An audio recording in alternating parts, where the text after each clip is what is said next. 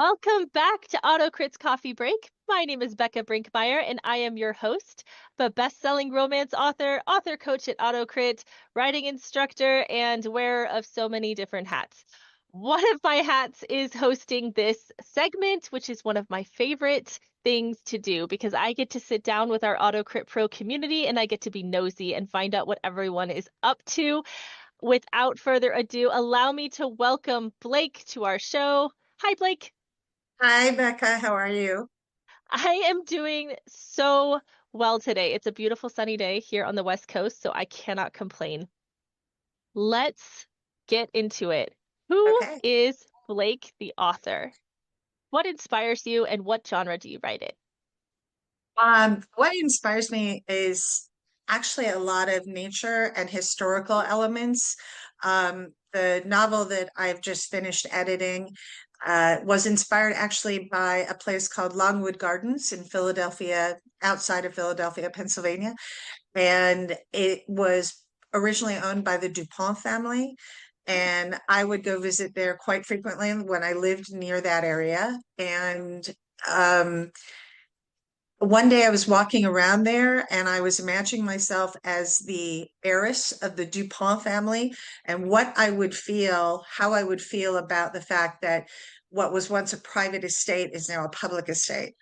Hmm. And the public can go visit the gardens and the mansion and all that good stuff. So that inspires me. And then a lot of fantastical elements. I often like to play with the fact that people might be walking around disguised as humans who are actually fae or witches or something of that nature. So I like to blend a lot of history with magical realism, is my take on that genre. I am so into all of that. That um yes, I need it. I need it now. Like it Okay, sounds all right. This sounds so good. I love as someone who's a, unapologetic nerd, I am fascinated by history. I always have been. I don't write historical fiction because I'll get lost in a research bubble that I will never emerge from. But I do love my fantasy books. So being able to blend into this kind of historical fantasy, magical realism, like alternate universe type situation, yeah, all about it. Love it. Now, you just told me that you just finished this book, Yes, correct? I did. Okay. I did. Mhm. So you are getting ready for launch pretty soon? I would love to. Yes, I'm currently at the stage where I've actually finished writing the synopsis. I've got Mhm. variations of my query letter in place. I Excellent. struggle with the pitch. I'm going to admit that it's a very complex novel, so I'm finding it difficult to express it in Mm, a short, sort of pitchy way. Um, I would love to get it out there and start, querying and looking for literary agents. I'd probably lean more towards smaller, publishing houses or smaller literary agency firms rather than the big ones, because I think it's kind of a sort of a niche that I'm working with mm. right now. So, yes. And yeah, I did finish my editing process a while ago. Fantastic. And I am wishing you all the best on the querying journey. It can be a long one, but it is such a worthwhile one. So I'm sending all of the good energy to you as you begin this. As you just finished, though, editing, I would love if you had a tip that you could share with our audience about something you've learned about the process, go having just finished this round of edits. Well, this round of edits is like, round 15 of Yeah. edits. Let's put it that way. I would say I have a very analytical mind. My day Mhm. job deals with a lot of analysis, and I actually enjoy the editing process because of that analytical part of it, I think. But you can't get, my biggest tip is don't get put off by how many times you might want to edit, but also don't get buried into it. Don't go down the rabbit hole. I really enjoy the part of that editing process. I actually at one point hired a developmental editor to help me because the this particular novel crosses many time frames. There's a time travel element to it in some regards. And I needed help in making sure that that was flowing correctly. So if you are able to afford it, I highly recommend having that developmental editor take a look at it, especially if it's a complex fantasy based sort of Mhm. novel, because there's just so many pieces that you need to tie together. That those are my big things. For sure, for sure. Now, when you are, you are a member of our AutoCrit Pro community, so how does AutoCrit fit into your writing process? Um, well, I really like different aspects of it. One of my favorite things is the genre comparison, because as I was trying to figure out, is this fantasy? Is this magical realism? And I was able to compare it with a bunch of other, well-known authors and in different genres to help me sort of hone in for my own, how do I sell this novel sort Mm. of approach. So that was really helpful. But the actual editing process of it, I love being able to look at the graphs and look at, like you're this many number of sentences are way too long, and then going in and seeing that change over time Mhm. with each edit I did, that was very satisfactory for me. I am a visual person, so like Yeah. I like to see things. If someone tells me, okay, you need to remove 200 instances of the word just, because Yes. that's my word, is Yes. just is everywhere.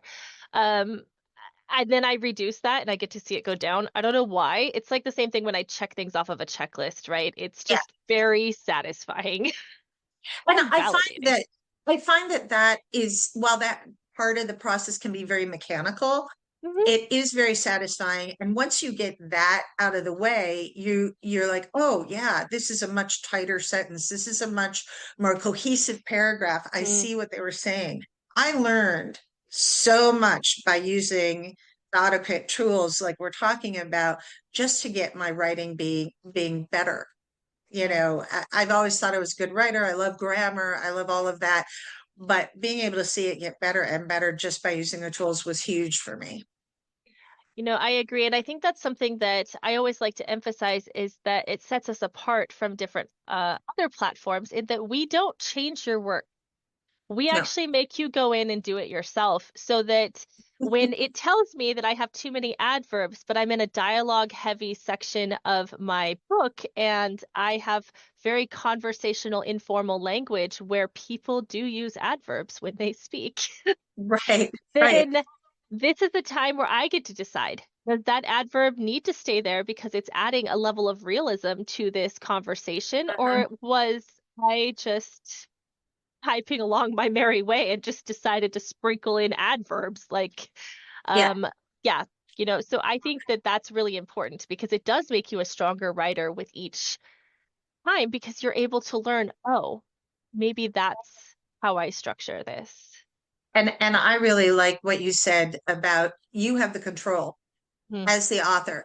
Yes, there are rules and guidelines to editing and grammar, but we're human. And if you want that human element to really come across, sometimes you want somebody to speak incorrectly. That's part of their character, maybe, so you have to take all that into consideration. Yes, I agree. So, as we wrap up our coffee break segment, I am going to put you on the spot, Blake, and I want you to just tell us about where to find your work, where, if you want to pitch your work, just how do we follow your career trajectory as an author? Well, this is my first foray. I'm not published here, so it's going to be a debut novel. I do have a Mhm. Facebook page. You can look me up on there. I have an author page that is Okay. Facebook based right now. Um, my hope is, pretty soon I'm going to be putting that out there and pitching it, and people can follow me with the updates there. The name of the novel, may I Mhm. provide that, is Every Garden Needs to Sleep, and it is Ooh. about seven women and how their lives are tied together across time and history, and how each of them contributes to the growth of a single garden, essentially, and how they resolve their broken karma as a result of that. So Oh my that's what it's goodness. about. Okay, any literary agents that might be listening to this? We Uh, have your book right here. Come find Blake. I will put a link to your Facebook page in the caption of this video so that folks can come find you, give you a follow, and stay updated on when it comes to market. So we are excited to celebrate that with you. We're already going to celebrate it as you finished it and I celebrate did. it again when it's on the market. So I just want to thank you for coming on our coffee break segment. It's been a pleasure chatting with you and learning more about your work. Thank you. It was fun. Yay, I'm so glad. And to everyone listening, thank you for tuning in to yet another coffee break. And if you haven't written today, consider writing. Your book is not going to write itself. So get in there, tell your story. And I will see you at the next one. Bye, everyone.